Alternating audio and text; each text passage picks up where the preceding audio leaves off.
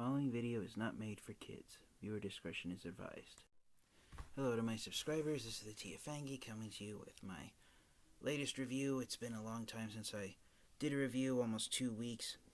I've been distracted with helping my family and with work, but hopefully we'll be able to get through a review tonight of a Transformers figure that was actually released almost 2 years ago, but I didn't get it until just a couple of months ago because this figure is designed to stand the opposite of another Transformers figure released recently. So tonight, as the title of the video has already revealed, we are going to be taking a look at the Transformers Generation Selects Generation 2 Megatron. Specifically, this is the Generation Selects number 14 figure, so this is the green version of Megatron, not to be confused with the Generation 2 Combat Hero Megatron figure, which is the mostly white and gray striped version of Megatron. So, unlike that version of Megatron that I just mentioned, which was a repaint of Siege Megatron with a new head sculpt, the Generation 2, the green version of Megatron, it's a straight-up repaint of Earthrise Megatron without even a new head sculpt. It's just the same figure done in Generation 2 Megatron's green, and purple paint job with silver highlights. So if you have Earthrise Megatron on here, this figure inside the box is nothing new. The only difference is the paint job. So if you do have Earthrise Megatron, this figure might be somewhat of a letdown due to the fact that Generation 2 Megatron was in addition to being its own unique mold, although not a repaint of a previously released Megatron figure, was also a fairly large Transformers figure. The original Generation 2 Megatron figure, which this thing is a updated version of, the original Generation 2 Megatron, it's one of 3 Transformers figures that is tied for having the title of being the physically largest Transformers figure to have a tank for an alt mode. So, to have a modern day Voyager class figure acting as that, it feels kind of, I forgot the word I was going to use, it was ironic that the updated figure is only half the size of the original figure. Now, the reason why I originally passed on Generation 2 Megatron is because I didn't have any interest in it since I already had the Earthrise Megatron that I brought out. But this version of Megatron is designed to stand opposite as the enemy of the recently released Legacy G2 Laser Optimus Prime figure. So, for those of you wondering about the Legacy Optimus Prime figure, if there's a Megatron figure that's designed to stand opposite it as an enemy to that version of Optimus Prime, it's this version right here, the Generation Selects G2 Megatron figure. To avoid confusion with the Generation Selects Combat Hero G2 Megatron, the green version is the 14th figure to be released in the Generation Selects line. I can't remember what the Combat Hero Megatron figure, what its number in the Generation Selects line is, but yes, this one was released just a couple of months after Earthrise Megatron was released, so it's got the War for Cybertron Trilogy Generation Select style packaging, where you've got the War for Cybertron Trilogy logo on the box, and then on the front of the box, every figure in the Generation Select line under the War for Cybertron Trilogy banner had the exact same design. You got the War for Cybertron Trilogy logo here, and then you've got an Autobot logo, and you've got a word spray painted in Cybertron hieroglyphs in black spray paint on a brown cardboard box. Starting for the Transformers Generation Select figures and Legacy banner, as I try to here is the Titan class Black Zarek figure, and so the designs of the Generation Select figures in the Legacy line are much more intricate than this one is. But now that I've doted on the box, as bland looking as it is, let's get Megatron opened up and finally take a close look at him. So, one thing I do enjoy about the Generation Select figures, as it tries to make refuses to do it on camera due to the fact that I have very thin fingernails here. See if I can get my X-Acto knife to open it up for us. There we are. Okay, so yeah. Useful tool to always have. Alrighty, so here is the Generation 6 G2 Megatron on inside the box. I really do enjoy the fact that, despite being a repaint of Earthrise Megatron, how much the paint makes this figure look like the original Generation 2 Megatron figure. So let's get him free from his plastic tray and take a close look at him in robot mode. Alright, and so here is Generation Select's Generation 2 Megatron out of his box. And I gotta say, I am really enjoying the paint job on this. There are a handful of figures based off of Generation 2 Megatron that have been released in the Generations line in previous years. I have to admit that I didn't bring any of them out for size comparisons. I apologize for doing that. But I will say this. Out of all the modern day figures based off of Generation 2 Megatron, this right here, the Generation Selects War for Cybertron Trilogy Earthrise repaint, is the one that looks closest to the original Generation 2 Megatron in terms of paint job and overall design. Now, this is just a minor nitpick for if you're OCD about Generation 2 Megatron like I am, but unfortunately, because the Earthrise Megatron mold has no 5mm ports on top of the shoulder, officially the closest you can get to the shoulder cannon that the original Generation 2 Megatron figure had, and this is on Hasbro's product photos for this figure, is to have the sword cannon sticking here on the back of the shoulder and pointing upwards like this, because the original Generation 2 Megatron figure, his fusion cannon stuck on his shoulder just like this, and it was right next to his head the way I'm holding it with my finger. There are a handful of upgrade kits that have been created, where you can attach a 5mm port here on top of the shoulder joint. Right here, the upgrade kit fits on that slot right there. I did order one from eBay last week, to give Generation 2 Megatron the ability to have his fusion cannon sitting on top of his shoulder rather than having it be on his arm. I was hoping it would have arrived by the time I got around to reviewing this figure, so I wouldn't have to do a separate review of that upgrade kit, but because it hasn't arrived yet, I will most likely, if I decide to show it off, I will unfortunately have to do a separate video review. So if you want to, without any upgrade kits, officially the closest you can get to having Generation 2 Megatron, this version here, look like the original G2 Megatron figure, is to have his fusion cannon sitting here on the top side of his shoulder, even though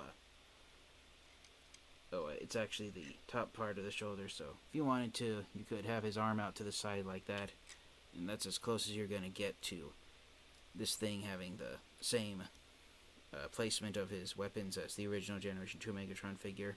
Right out of the box, the knee joints are loose on this figure, so that is a bit disappointing that the joints out of the box are fairly loose. I don't know if that's because of me struggling to get him out of the plastic tray off camera, or if the joints were loose like that at the factory. So that's something that I can overlook easily, though, because I'm just happy to have this. Again, because this figure, for a size comparison in robot mode, because it is a straight-up repaint of Earthrise Megatron, and I was originally going to pass on this figure, and what convinced me to finally get it was the release of the Legacy Laser Optimus Prime figure, because this version of Megatron is designed to stand as the enemy opposite of that version of Optimus Prime. So when I get Legacy Prime out of his box and review him, I will do a size comparison of him with this version of Megatron, since they're arch rivals with each other.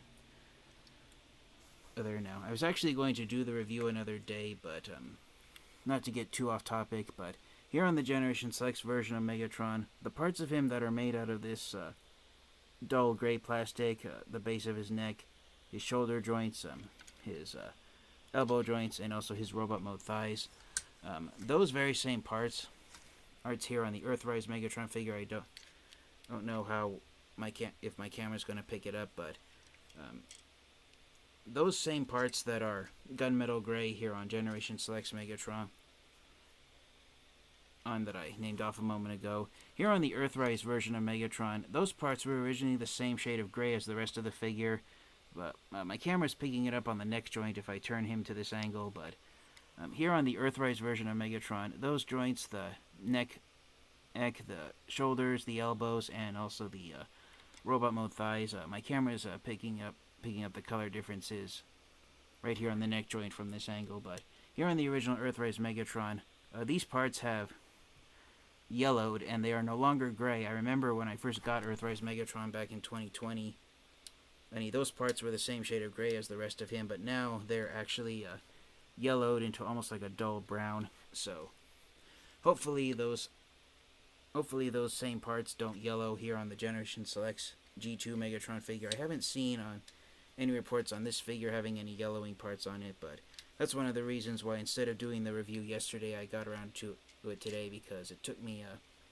several hours to get over the shock of the fact that the Earthrise, the G1 Earth mode version of Megatron, has parts that are yellowing and are no longer gray, they're now brown. And so hopefully G2 Megatron doesn't go through that yellowing process.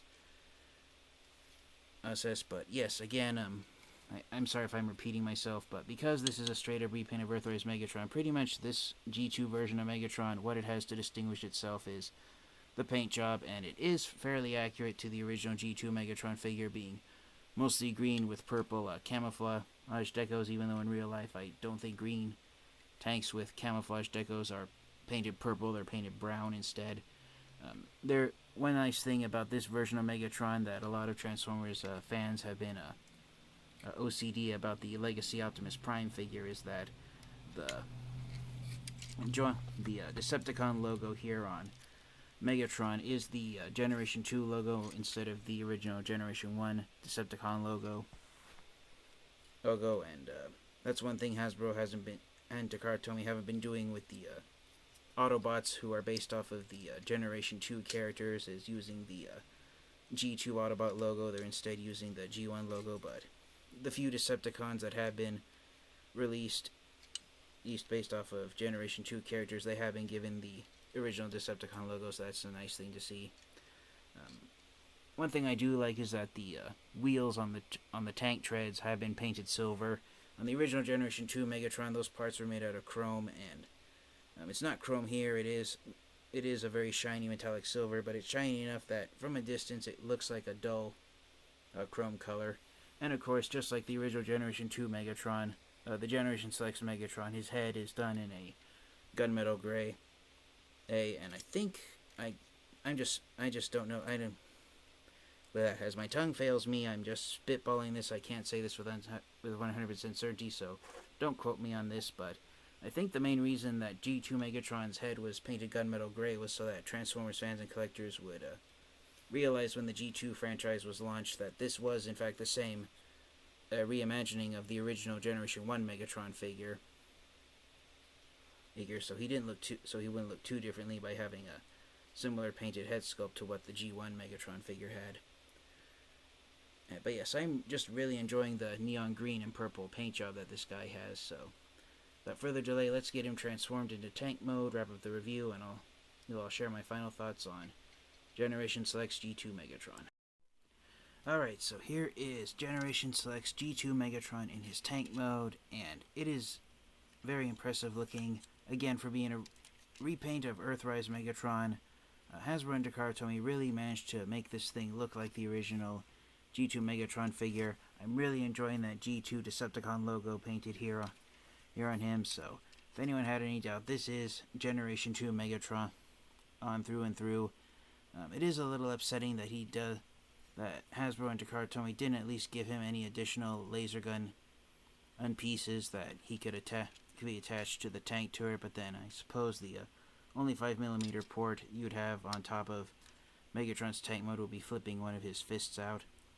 But yes, overall, I think it is a pretty decent looking tank tread, and I really enjoy that silver painting on the tank tread. It's here on the tank. as it is very reminiscent of the original Generation 2 Megatron that had the chrome on the tank wheels, so that's pretty nice to see that there. And here it is compared again to Earthrise Megatron, so even though both of these are designed to be Earth mode type tanks, despite having the much brighter neon green and purple paint job on him, the G2 Megatron figure surprisingly looks more like an Earth-style tank than Earthrise Megatron does, so it's really impressive how the engineers were able to pull that off with its bright purple camouflage paint on it. But that's just my opinion.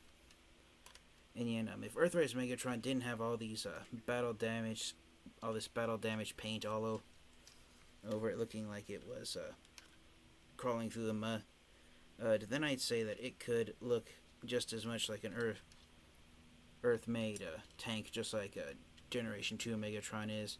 And for a special comparison, there is the Generation 1 and Generation 2 Decepticon logos there, side by side. I apologize for not being able to get them any closer at the same angle. So there they are standing opposite of each other.